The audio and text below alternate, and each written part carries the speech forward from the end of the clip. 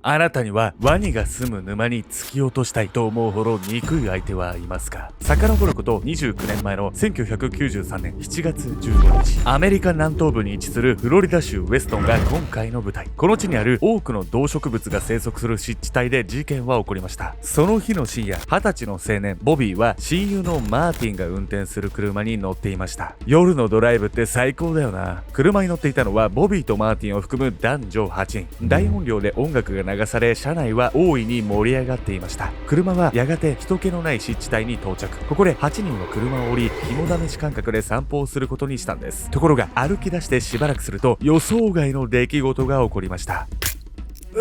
突然腹部を押さえうずくまるボビー。次の瞬間、顔を上げた彼はその目を疑うんです。マーティン、なんでお前が？なんとうずくまったボビーを見下ろすマーティンの手には鮮血に染まったナイフが握られていたんです。マーティン以外の友人も動揺する様子を一切見せず、ボビーを見下ろしていました。ボビーはそのままリンチされ殺害されてしまうんです。そしてその直後、少年らは信じられない行動に出るんです。ボビーの死体を沼地のワニの餌にしたんです。少年少女たちの手によってワニの餌にされたボビー・ケント。なぜ彼の親友であるマーティンはこれほど残忍な犯行に手を染めたのか。二人の間に隠されていたのは偽りの友情だったんです。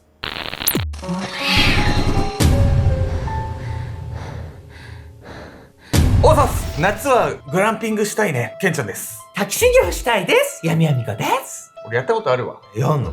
何を拭い去りたかったの？あんた。しがらみ。しがらみ？はい。本日ご紹介するのはフロリダ州で起きた少年少女による集団リンチ事件についてなんです。いやだ、もう毎回ほんと物騒な事件ばっかり。集団リンチってもうかなりひどいじゃないのよ。加害者がね、少年少女っていうところがね、まず驚きなんですけど、被害者の方はですね、親友とドライブ中にこの悲劇に見舞われてしまったんです。まずはね、その全貌を見ていきたいと思います。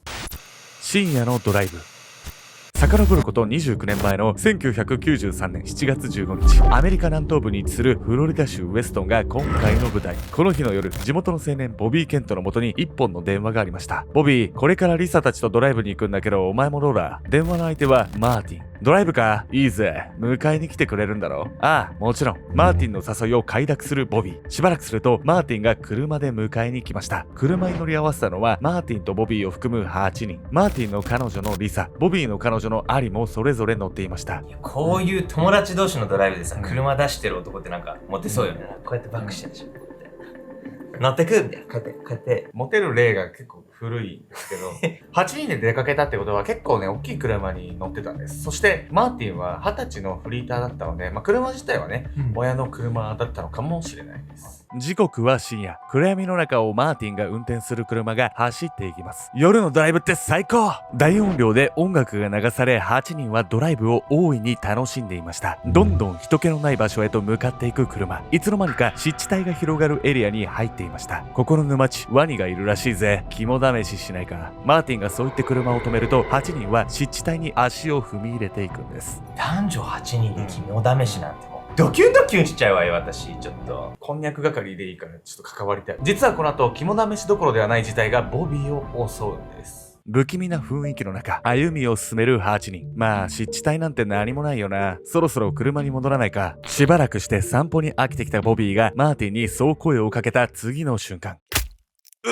ボビーは腹部に焼けるような痛みを感じました。隣にいるマーティンを見ると、彼の手には血まみれのナイフが。嘘だろ。どうしてマーティンが？身の危険を感じたボビーは慌てて逃げ出そうとするんですが、時すでに遅し。逃げても無駄だよ。夜の湿地帯に響くマーティンの声。マーティンを含む7人の友人全員が痛みに顔を歪めるボビーを冷たく睨んでいました。マーティンはボビーの親友なんでしょ？しかもなんで他の友達までボビー睨んでんの？親友がね、親友をこう刺すってこう想像つかないですよね。そもそもね、マーティンはなんかボビーに対する心の闇みたいなのがあったのかもしれないです。親友の仮面。助けてくれ！血を垂れ流すボビーを見つめながらマーティンはぼんやりと過去を振り返っていました。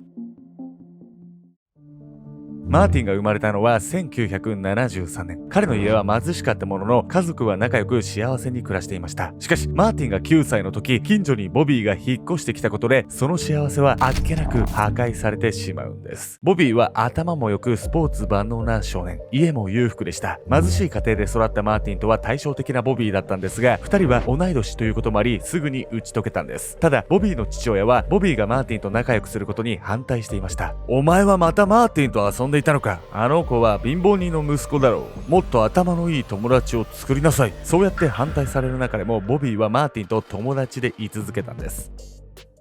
いや、いくら親だからって言っても自分の友達のことを悪く言われたくはないわよね。ボビーってほんと友達思いじゃない？本当にね、普通はそう思うんですけど、実はちょっと事情が違うんです。どういうこと？スポーツ万能で、しかも優秀。うんそんなね、火の打ちどころがないと思われていたボビー。実は別の一面があったんです。ボビーとマーティンはいつも一緒に遊んでいる親友同士。周りからはそんな風に見えていたはずなんです。ところがある日のことをマーティンの母親は息子のとある異変に気がつくんです。マーティン、服を脱いでみなさい。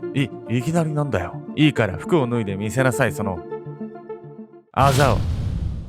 母親に促されたマーティンが服を脱ぐと、腕や脇腹、胸などをそこかしこに殴られたようなあざが浮き上がっていたんです。マーティンがあざを作るようになったのはボビーと遊ぶようになってから。親友であるボビーとマーティンの間に一体何があったというのか。実は2人は決して対等な関係ではなく、ボビーは事あるごとにマーティンに暴力を振るっていたんです。自分より貧しく頭も良くないマーティンのことをボビーは見下しバカにしていました。またボビーは厳格な父親に逆らえず、そのストレスをマーティンにぶつけていたんです。おいマーティン、こっち来い。2人の間には友情ではなく残酷な上下関係が存在していたんです。ボビーのマーティンへの暴力は実に10年以上も続いたんです。ひっど。もう完全にサンドバッグ状態じゃない。親友じゃないでしょこれ絶対。親友じゃないっすね。これは。うん。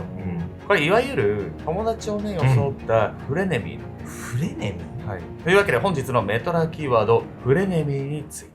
フレネミーは友達を表すフレンドと敵を表すエネミーを合わせた造語。友達を装った敵という意味で、友達のふりをして攻撃をしてくる人物。フレネミーになる原因は本人の自己愛や嫉妬心の強さにあると言われているんです。厳格な優等生であるボビーはプライドが高く自己愛の強い少年でした。彼は自分より下だと認識していたマーティンに対して攻撃的になってしまっていたんです。いやだもうこんなやつ身近にいたらちょっと人間不信になるわよ。誰も信じられんわ。裏切りの連続じゃない。メトラのね、皆さんの周りにももしかしたらフレネミーがいるかもしれないです。ボビーに殴られ、マーティンの体はあざだらけ。精神的に追い詰められたマーティンは、この町から引っ越したいと両親に訴えることもありました。しかし、貧しいマーティンの家族は簡単に引っ越すことなどできません。心配した両親に理由を聞かれても、マーティンは黙ったまま。こんな最悪な日々も、いつかは終わる。そう自分に言い聞かせて必死に耐え抜いても、この後もマーティンの願いが叶う日が来ることはありませんでした。いい加減にしてあげても。この後もね、ボビーの理不尽な行為はエスカレートしていくんです。高校生になる頃には、ボビーはマーティンを毎晩のように夜遊びに連れ回すようになりました。そんなある日、マーティンは担任からの呼び出しを受けるんです。近隣住民から最近深夜に街を出歩いて騒がしくしている生徒がいるという通報があったそうだ。お前なんだろう。そう、それは、マーティンがボビーの名前を口に仕掛けたその時、担任は信じられない言葉を発したんです。ボビーにも話を聞いたところ、お前、ボビーを無理やり連れて歩いていたらしいな。ボビーは学校でも屈指の優等生だ。巻き込むのはやめてくれ。そう、ボビーは自分からマーティンを夜遊びに連れ出しておきながら、その責任を全てマーティンになすりつけていたんです。クソ野郎だな。しかし、ここでマーティンがボビーの話を否定すれば、ボビーからどんな仕打ちをされるかわかりません。結局、マーティンは何も反論できないまま、なんと自分だけが退学処分になってしまうんです。俺は高校生活も普通に送っちゃダメなのか。クソ、ボビーさえいなければ。高校を中退し人生に絶望していたマーティン。ただ、そんな彼にもやがて唯一誇れるものが見つかるんです。それがサーフィン。マーティンのサーフィンの才能はプロサーファーを目指せるほどで、地元の仲間からも一目置かれていました。高校を中退した俺にはサーフィンしかない。サーフィンで有名になって見返してやるんだ。プロサーファーという新たな夢ができたマーティン。こうしてマーティンの未来にも希望が見え始めたんです。ちょっと安心したわよ。ほんとマーティンに頑張ってほしい。そうですね、ただね、そんなに簡単には行くわけもなかったんです。プロサーファーを目指し始めたマーティンだったんですが、ボビーはそんなマーティンの新たな夢さえも邪魔してしまうんです。ボビーはマーティンのあまりある才能をくじくためにあるものを使いました。それはププロテイン。マーティン、ほら飲めよ。ボビーはマーティンに無理やりプロテインを飲ませ続けました。筋肉がついて体重が増えればサーファーで不利になることをボビーは知っていたんです。ボビーの思惑通り、マーティンの体には筋肉がついて体重も増加。こんな重い体じゃサーフィンはできない。以前のように波に乗って自由自在にボードを操ることができなくなったマーティン。こうして彼はプロサーファーになる夢を諦めてしまうんです。海からも足が遠のき、地元のサーフィン仲間からも孤立状態になってしまいました。なんでマーティンボビーの言いなりなのよ。そこっすよね。ほんとますます調子乗るわよ。しかしこの後ね、ボビーとマーティンの関係に変化の兆しが現れてくるんです。少年少女の殺人計画。マーティンとボビーが20歳を迎えた時のこと。ついに2人の関係に終止符が打たれることになるんです。この時、マーティンとボビーは同じバイト先で働いていました。そのバイト先で出会ったのが当時17歳のアリと18歳のリサという2人の少女。マーティンとボビー、アリとリサの4人は一緒に遊びに行く仲に。やがてマーティンとリサは互いに惹かれ合い、付き合うことになるんです。いや、今度こそ幸せになってほしいけど、また同じパターンになっちゃうんじゃないの？そのね、まさかなんです。実はね、ボビーがね、またやらかすんです。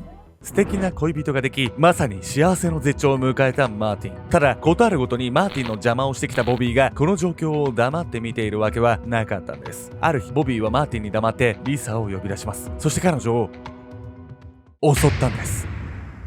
この一件でマーティンとボビーの異常な関係に気づいたリサはマーティンを問い詰めました。ボビーとは本当に親友なの？私がボビーにひどいことをされたのにどうして何も言ってくれないのよ。気弱なマーティンだったんですが、自分に真剣に向き合ってくれるリサに心を打たれ、ついに真実を打ち明けます。実はボビーからずっといじめを受けていたんだ。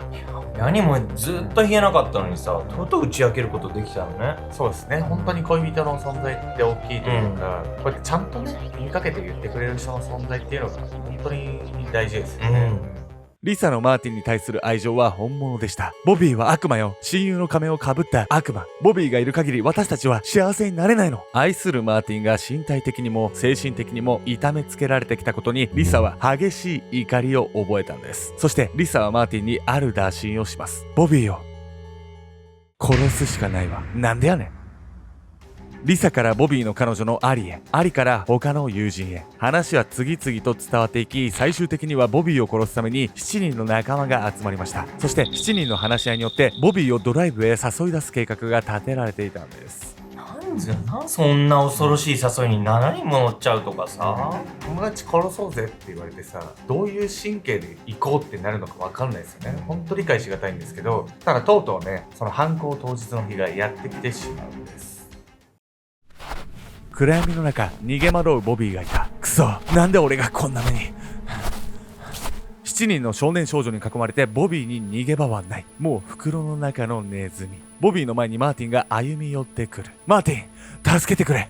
俺たち親友だろ。必死に懇願するボビー。助けを求めたボビーにマーティンは冷たく言い放った。お前なんか親友じゃない。マーティンの脳裏にボビーの数々の愚行が走馬灯のように蘇った。お前と出会ってからの10年間、俺はずっと見下されて虐げられてきた。ボビー、お前は俺から大切なものを奪い続けたんだ。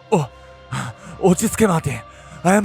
謝るから。希望に満ち溢れた高校生活を、プロサーファーという将来の夢を、そして最愛の女性リサを傷つけた。到底許すことなどできなかった。積年の恨みを晴らすかのようにマーティンはボビーめがけてナイフを振り上げた。うわー！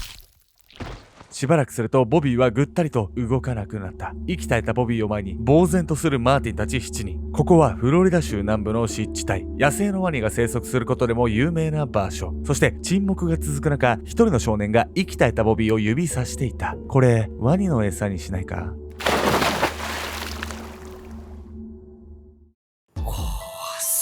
ワニの餌って何？証拠隠滅ってこと？ワニ食うの？このね、ボビーを殺した7人なんですけど、このまま隠し通せたんでしょうか？罪の告白。ボビーの殺害は意外にも最初に彼を殺すことを提案したリサによって明るみに出たんです。私、なんてことをしてしまったの。犯行後急に怖くなったリサは自分の罪を母親に告白したんです。その後、リサの母親が警察に通報したことでマーティンを筆頭に少年少女7人が次々と逮捕。そして裁判の結果、マーティンに言い渡された判決が死刑。